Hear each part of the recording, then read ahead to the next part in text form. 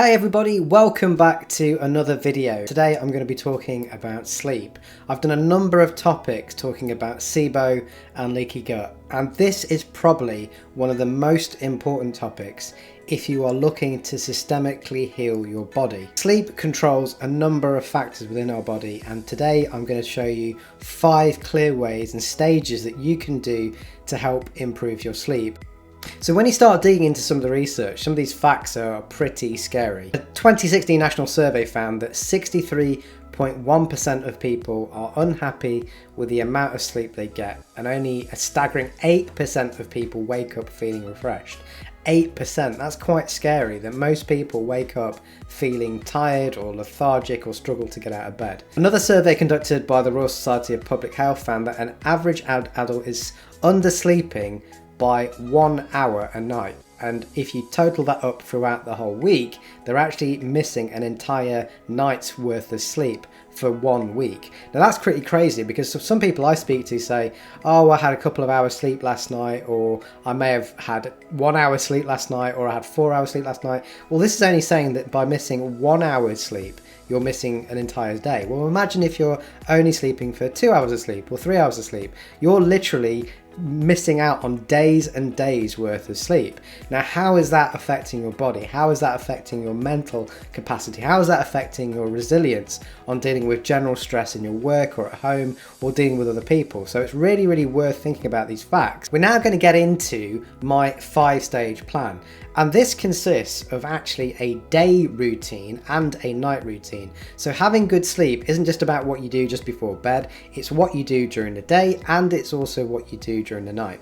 So first of all, we want to create a hormonal response. In other words, we want to make sure that we've got that cortisol activating in the morning, and we've got our melatonin taking over in the afternoon. We want to allocate some sort of movement to our day. Now, movement's very, very important because it has a cascading effect on our hormones. So that could be exercise, walking, whatever you want to do to help allocate that kind of movement section. We want to calm our nervous system. So just as we're approaching the nighttime, we want to make sure that our nervous system is in a calm. We want to replenish our sleep fuel. So sleeping is a process. It's something that actually takes up energy. So if you're someone that's on a particular type of diet, I'm not going to speak out any particular diets in the moment, but if you're on a diet where you know you are restricting your calories, it could be affecting your sleep. So for someone like myself, I always find that if I have carbohydrates in my last meal, it helps me have deep, restful sleep. If I don't do that, once I used to be on a ketogenic diet, I used to avoid carbohydrates for potentially 3 or 4 days, and at night time I used to find that my sleep was terrible. Okay, so keep that in mind. Your diet can also affect how well you sleep. And then we want to create what I call a sleep cave. So this is an environment that allows us to sleep really, really well, because it gets rid of all the distractions, and we have the right temperature in our room and a bunch of other things that we'll talk about that allows us to have a very, very good environment to sleep in. And then we want to repeat this process for 7 days a week, 365 days a year, and you're going to feel amazing. So one of the very first things you want to be doing in the morning to set yourself up is getting light into your eyes.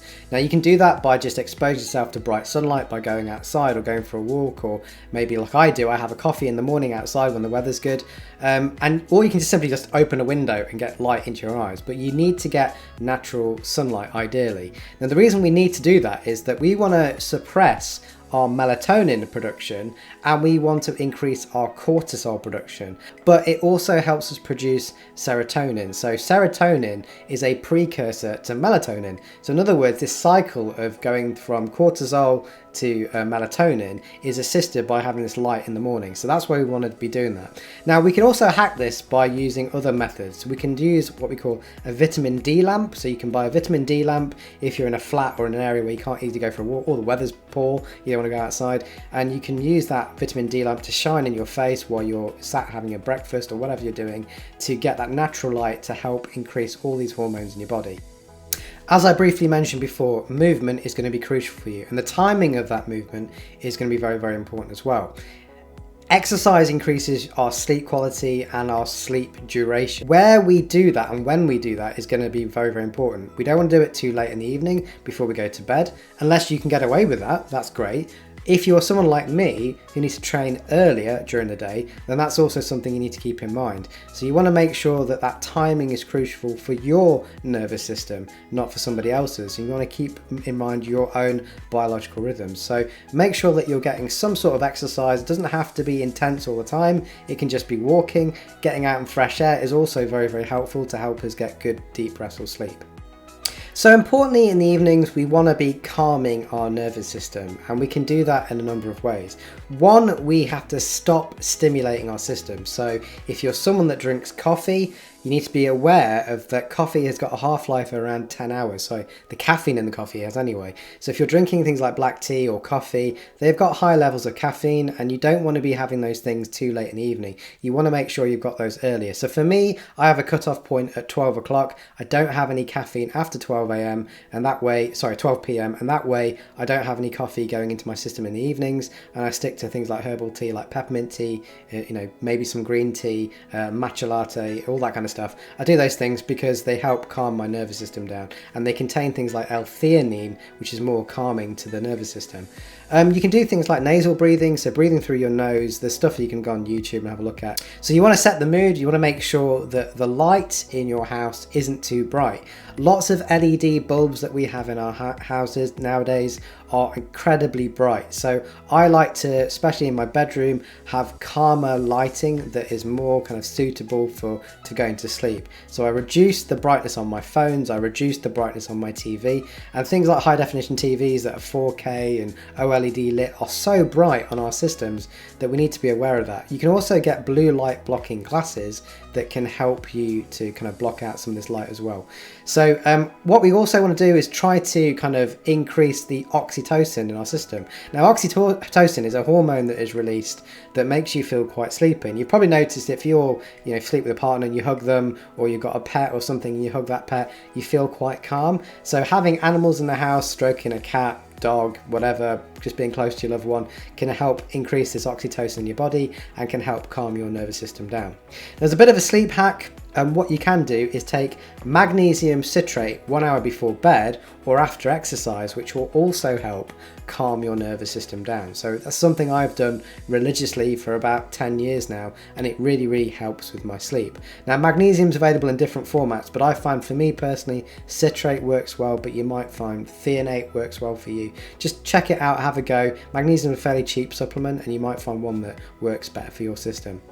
And another sleep hack, as I mentioned on there, is this blue light blocking glasses. I'll leave a link below to some blue light blocking glasses that I like to use, but again, you can just use this yourself and investigate it and see what works better for you and your nervous system.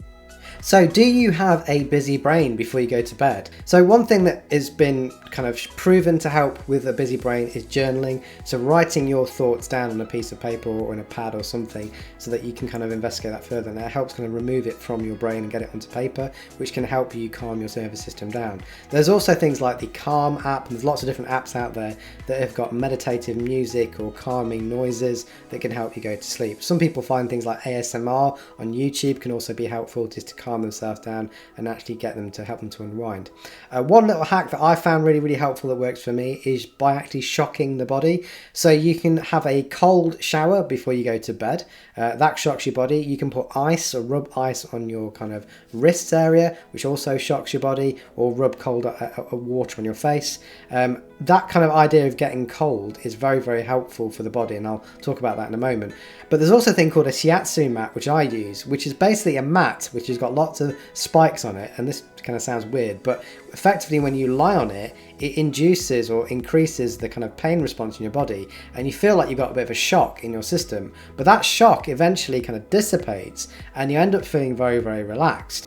So I mentioned before, sleeping is an activity. So you're asleep for hopefully over 7 hours of the night, and you need to have enough nutrients in your body so that your body doesn't wake up feeling like it needs food.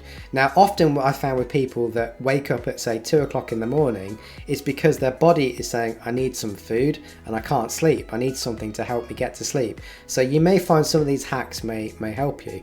So you can carb up before bed. And I say carb up, you don't have to go crazy, but your last meal may have some kind of complex carbohydrates in there, like sweet potato or yams or brown rice or anything like that, that will help give you slow release of carbohydrates, and that particularly works well for me. As a sleep hack, what you can do is you can use honey and salt in like warm water before bed. So you just take a teaspoon of honey, a little bit of salt, and the honey will increase your glycogen stores in your body, which will allow your body to kind of have that deep restful sleep. So let's talk about our sleep cave, in this case our bedroom. The bedroom should only be done for two things. One, you go to sleep, or you have sex. That's what you need to have your brain associated with, is that when you go to bed, you are going to go to sleep. We want our sleep cave to have a number of qualities to it. And I say qualities because these are things that we ideally want it to have. So we want our body temperature to drop. Now we've found that with people go to sleep and when they try to get to sleep, the body temperature needs to drop by a few degrees. So you need to make sure that the room isn't too hot, it's quite cool for you, so that you can get to this ideal body temperature that's right for you. Now there's a bunch of different things out there that you can use to help cool you down, like different types of sheeting, and there's bamboo sheets, and there's things that I've reviewed on my channel actually that can help you get better, cooler sleep. But there's a bunch of things you can do, but you need to make sure that you're trying to optimize the temperature. We want to make sure that we've got the kind of right mattress and pillow and bed sheets, and so I find that for me I have a different body temperature to my wife, so we actually use different sheets. There's nothing wrong with that. There's no point of trying to be comfortable in a mattress or duvet that is right for your wife, or not right for you. You're not going to get the right sleep. So I have got a weighted blanket that I use, and I like to use that, and mine's a cooling weighted blanket, whereas my wife has got a heavier weighted blanket that is warmer because she finds that she's cooler at night. So you need to find this kind of optimum conditions for you that's going to allow you to get the best sleep. If you do have things like cold feet, it's recommended to put a pair of socks on, because that might help the circulation in your feet and help you to get better sleep. If you share a room with someone that snores or is particularly kind of noisy with their breath and it affects you, why not wear things like earplugs? I use these very kind of really good earplugs that are like a wax-based earplugs that block out pretty much everything. So that helps me get a good night's sleep as well. You want to cut out all unnatural light. So if your room is particularly bright, well, that is going to suppress your melatonin for one thing, but also it's going to be very distracting. You need to make sure it's as dark as possible, like a cave. You want to make sure it's really dark. So blackout blinds is very helpful, but if you can't do that, maybe just get some eye things that you can cover up your eyes with, really cheap. Again, you can get these off eBay or Amazon that will cover your eyes up to help you get sleep. You want to cut out all those kind of distractions. You want to have good quality air in your room. So if your room is stuffy and particularly warm as well, you want to make sure that you've potentially something like an air filtration system is ideal, but if not, just open a window, make sure you've got air circulating your room so the air quality is good. And you want to reduce things like EMFs, so electromagnetic frequencies, things that your phone emits. You want to put your phone in ideally in airplane mode. You can use things like grounding sheets that are also available on the internet that allow you to be grounded. That's a whole nother topic, but these are just some things you might want to look into. The common question I get asked is, when should you go to bed? What's the right time for you? And that's very different depending on the type of person you are, the type of work you do, and the various factors that could be in your environment. But as a general sleep calculation, we want to have these kind of 5 90-minute cycles, which equates to about 7.5 hours a night. So that's kind of on average what most people find is a good spot for them.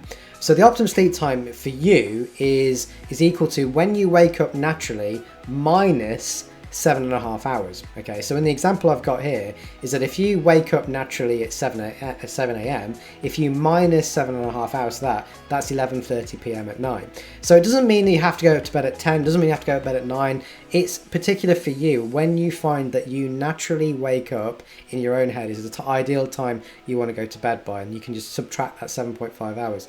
Yes, if your job depends on you waking up early in the morning, it's going to affect that time. So you have to calculate those things based on those figures, but this is just to give you a rough idea. And the last point on here, which I think is probably one of the most important, is that we manage what we monitor. and that was taken from Gretchen Rubin on a podcast I heard her talking about.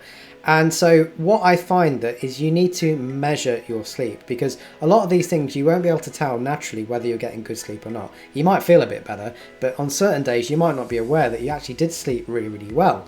So I always find that I use a thing like a Whoop strap, which I've done a review on, which can be very good. You can use an Oura Ring, Apple Watch. These all come with these ways of monitoring your sleep and showing you how good the quality of your sleep is. You can also look into things like HRV, so heart rate variability. These devices give you a good reading for those things as well, and if your heart rate variability increases, it could be a sign showing you that you're sleeping better as well. So start managing what you monitor, start measuring your sleep, start using things like a free app called Sleep Cycle. That was the first app that I used, which I found very, very beneficial.